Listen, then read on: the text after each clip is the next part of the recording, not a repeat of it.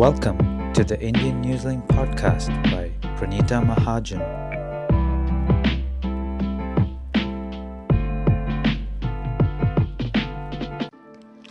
Hello, everyone, and thank you for tuning in to the Indian Newsling podcast. In today's episode, I thought we should talk about, talking, and especially talking to our children. As parents, we often feel like we want to pass on our life experiences, our learnings, and even just the story of our journey so far with our kids.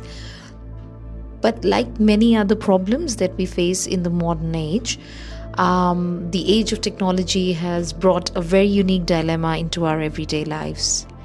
The art of conversation seems to be getting lost in our everyday lives. There was a research that was conducted, and the research stated that on an average, families get only 37 minutes of quality time together every day. Now, with such limited interactions, such limited communication within the family, the children would learn most of their values and beliefs through their peers, through the online resources, and people that they spend most of their time with. So these online platforms are now replacing the family teachings and the parental communication. We thought it'll be a good idea to come together and have a conversation about how we can revive this and how we can still instill certain values in our kids, and especially in our teens who are going through some major changes in their lives, in their social lives, in their academic lives, and how we can still guide them, listen to them, and explain the intricacies of how life is and how life is going to change from here on for them. But I feel a very important part of that, and as a parent, I know that this we all face this. It is very important to first start talking about how we as parents can revive this conversation with our children, because we are busy with our everyday routines. We need to make sure that their calendars are being followed. We need to make sure they're going to their classes, sticking to their academic goals, doing enough activities outside, and it leaves you with very little energy. It leaves you with very little patience at times, because you also have your work life, you also have your finances, you also have other things to deal with. But a lot of externalized behavioral problems, as per many studies that you would see, come from and start from problematic functioning in the house.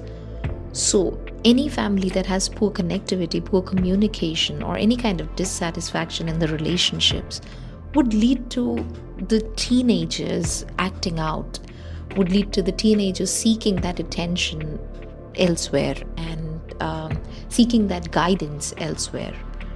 And if that guidance comes from peers who are the same age as them, it will not be very sound advice. It will not be a very supportive advice. So as parent, what can we do to work on our communication with the kids? We did some research, and we thought we'll just share these ideas with you and see if you can pick up a few ideas here and there, and if that can help you. We just thought we'll present it and put it forward. So one of the things that came across when we spoke to all our experts was encouraging questions. So we often want the kids to lead these conversations. We want them to ask about things, because young minds, they're naturally curious, and they love to learn, they love to know about new things. So what we as adults can do is create an environment where they feel comfortable coming and asking us any kind of question, whether it's about their friends, whether it's about their personal lives, whether it's about their inhibitions or any challenges that they're facing. We need to let them ask us any kind of questions that they might have, because that will tell us how the mind is working, that will tell us how our child is thinking, and also help us give them some guidance every now and then when they need it. Another important, very important thing that we need to start doing is active listening. Now, of course, with our busy lives, it gets difficult at times to be as involved in your children's lives or be, just on top of every piece of information that you're given. But what active listening means is that you pay attention and you respond in a way that shows that you understand what the other person is saying. So it's not enough to just listen to what your kid is saying. It's also important to reflect back on what they are saying to you and show that you're actively involved in that conversation. And you're not just giving them an answer to get over with the discussion. It's important to show that, oh no, I'm here in this moment. I'm here with you. I'm listening to everything that you're saying. And I want to talk about this more. So that interest in the listening has to come from the parent, because a child might not be that comfortable coming and opening up to you about something which they have questions about or something that they don't feel very confident about. And this problem gets bigger, I think, as the teenage years approach. So yeah, active listening is again another very important thing that we need to incorporate in our everyday lives. The next thing that I can think of is patience. Children would take longer to process any kind of information or express themselves. So all you can do is be patient with them, give them time to formulate their thoughts, to come and talk to you, for them to take their own time to express themselves in whatever way they think suits them. And slowly, I feel gradually you would see this change, that they would be a lot more confident in expressing themselves, a lot more confident in telling you exactly how they feel about any given situation, because they know that they have the space and the time to think and process their thoughts and then come to you. So it's very important that we don't hurry them along to reach and to do the right thing and to, just be there, because their mind is still processing this information. They're still developing as individuals, and human mind is not fully developed till the age of 28. That's one of the scientific facts that we've read about. So let them process, let them take their time and come to you when they're ready.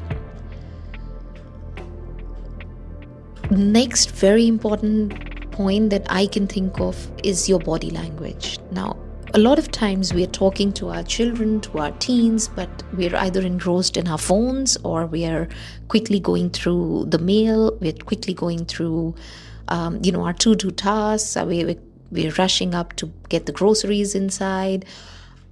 Now, your body language will tell a lot to these kids or teenagers, because they're very observant. And if your body language is not open and inviting, and it's not putting the person that you're talking to at ease, they are not very likely to share their thoughts with you.